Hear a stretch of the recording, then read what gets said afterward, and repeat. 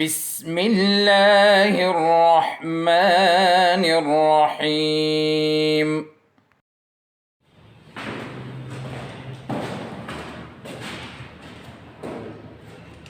بسم اللہ الرحمن الرحیم نحمده ونصلی علی رسولہ الکریم، اما بعد۔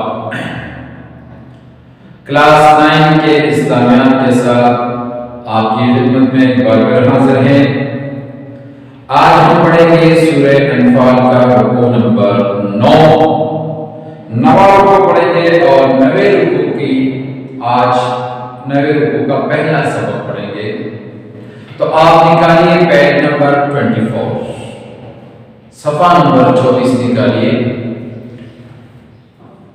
پہلی 2 آیتیں آج پڑھتے ہیں۔ بسم اللہ الرحمن الرحیم۔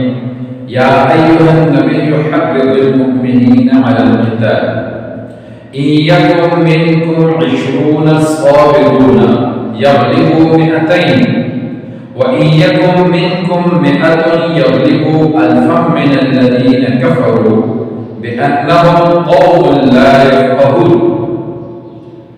سب سے پہلے آیت کا ترجمہ کرتے ہیں۔ یا ایھا النبی، اے نبی صلی اللہ علیہ وسلم، حرض ابھاریے، المؤمنین مومنوں کو، علی القتال قتال پر، جہاد پر۔ ان یکم منکم، اگر ہو تم میں سے، 20 آدمی، صابرون ثابت قدم رہنے والے، یغلبو تو وہ غالب آئیں گے، 200 پر۔ وَإِن یکم منکم، اور اگر ہو تم میں سے، 100 آدمی، یغلبو تو وہ غالب آئیں گے، الفا من الذین کفروا، 1000 کافروں پر، بِأَنَّهُمْ، اس وجہ سے کہ بے شک وہ قوم ایسی قوم ہے، لا یفقہون، جو کچھ بھی نہیں سمجھتے۔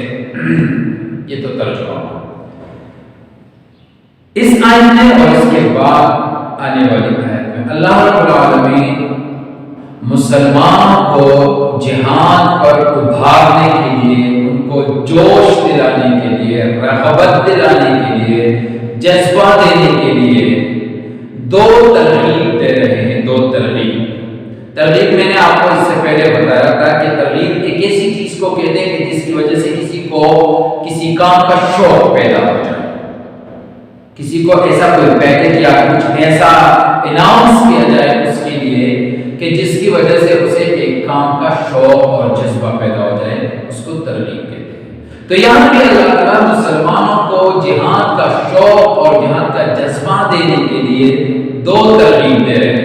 پہلے ایک ترغیب دیتے ہیں تھوڑا سا مشکل، اس کے بعد مزید آسانی فرماتے ہیں اور ایک اور ترغیب دے دیتے ہیں اس سے آسان۔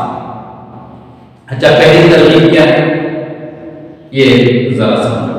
اللہ رب العالمین نے فرمایا اگر تم میدان جہاد میں نکلے، ٹھیک، اگر تم میدان جہاد میں نکلے تو اگر تم 20 آدمی بھی ثابت قدم رہو میدان میں تو وہ 200 کافروں کا مقابلہ کریں گے اور 200 کافروں پر غالب آئیں گے۔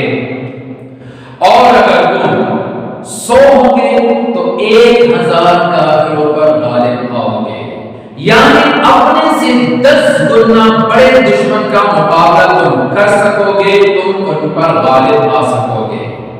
یہ ترغیب دی اللہ رب العالمین نے کہ تم جب میدان میں نکلو گے تو تم اپنے سے 10 گنا بڑے دشمن کا بھی مقابلہ کر سکو گے اور ان پر غالب آؤ گے۔ یہ 2 ترغیب ہوئی، اور اس ترغیب کے ساتھ یہ حکم بھی ہے، یہ بات ذہن میں رکھیے کہ جو دونوں ترغیبات دیے جا رہے ہیں نا، ہر ترغیب بھی ہے اور حکم بھی ہے۔ مثلا یہ پہلی ترغیب تو یہ ہے کہ تم اپنے سے 10 گنا زیادہ کافروں پر غالب آؤ گے، اس کے ساتھ یہ حکم بھی ہے کہ اگر دشمن تم سے 10 گنا ہو یا 10 گنا سے کم ہو لیکن 10 گنا سے زیادہ نہ ہو تو پھر ایسے دشمن کے مقابلے سے فرار ہونا بھی تمہارے لیے جائز ہے، کیونکہ جب اللہ تعالیٰ نے فرما دیا کہ تم ان کا مقابلہ کر سکو گے، تم ان پر غالب آؤ گے اگر دشمن 10 گنا تک بھی ہو، تو جب اللہ رب العالمین نے فرمایا کہ تم ان پر غالب آؤ گے تو پھر ایسے دشمن سے بھاگنے کی کیا ضرورت۔ اس وجہ سے جہاں یہ ترغیب ہے کہ تم اپنے سے 10 گنا زیادہ کافروں کا مقابلہ کرو گے وہاں یہ حکم بھی ہے کہ تم اپنے سے 10 گنا زیادہ یا 10 گنا سے کم اس طرح کے دشمن کے مقابلے سے تمہارے لیے فرار ہونا جائز نہیں. ہاں اگر دشمن 10 گنا سے بھی زیادہ ہو، تم 100 وہ 1000 سے بھی زیادہ ہو، تو پھر بھی بہتر تو یہ ہے کہ ڈٹ کر لڑو. ٹھیک ہے، ڈٹ کر لڑو، لیکن اگر نہیں لڑے اور بھاگ گئے تو اس بھاگنے میں گناہ نہیں ہوگا. سمجھ گئے؟ یہ پہلی ترغیب تھی ابتدائی اسلام میں. اسلام کی ابتدا میں یہی ترغیب تھی. اگلی آیت میں پھر اس سے آسان ترغیب دی جاتی ہے. آیت کا ترجمہ دوبارہ سنیے. یا ایھا النبی، اے نبی صلی اللہ علیہ وسلم، حرص اباریے المؤمنین، مومنوں کو علی القتال جہاد پر. ان یکم منکم، اگر ہو تم میں سے 20 آدمی صابرون ثابت قدم رہنے والے، یغلبوا تو وہ غالب آئیں گے 200 پر.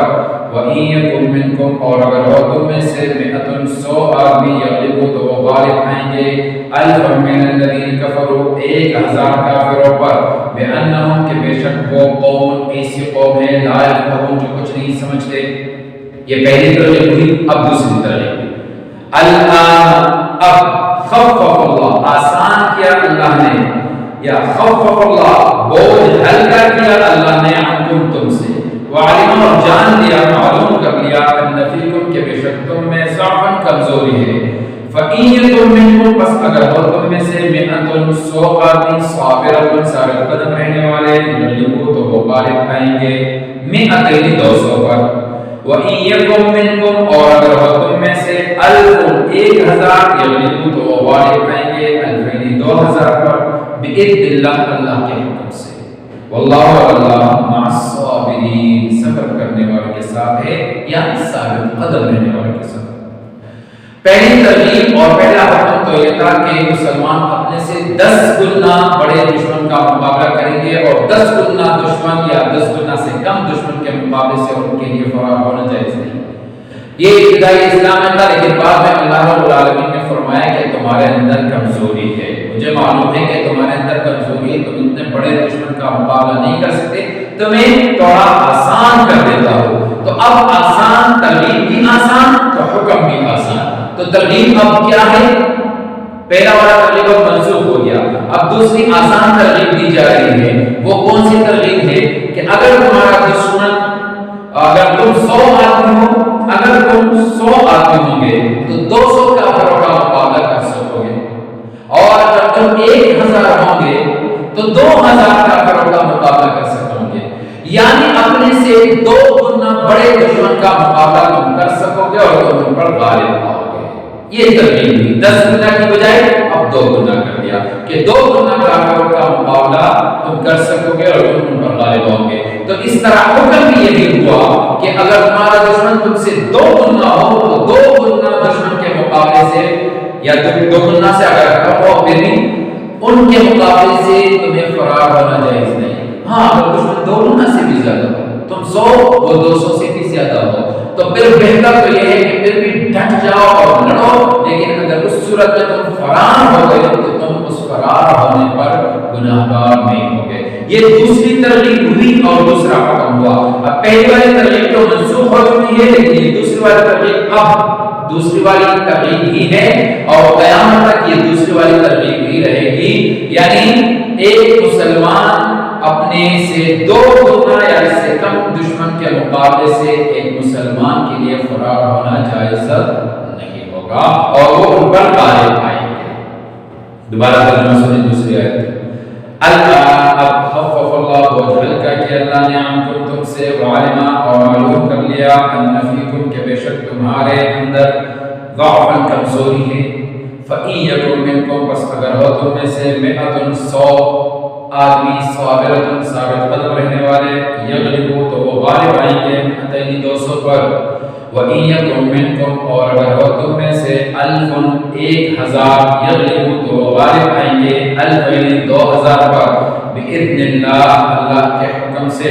واللہ، اور اللہ، مع الصابرین، ثابت قدم رہنے والوں کے ساتھ ہے. یہ تھا آج کا سبق. امید ہے آپ کو سمجھ میں آ گیا ہوگا. وآخر دعوانا ان الحمد للہ رب العالمین. اللهم وانفعنا بما علمتنا وعلمنا ما ينفعنا وزدنا علما.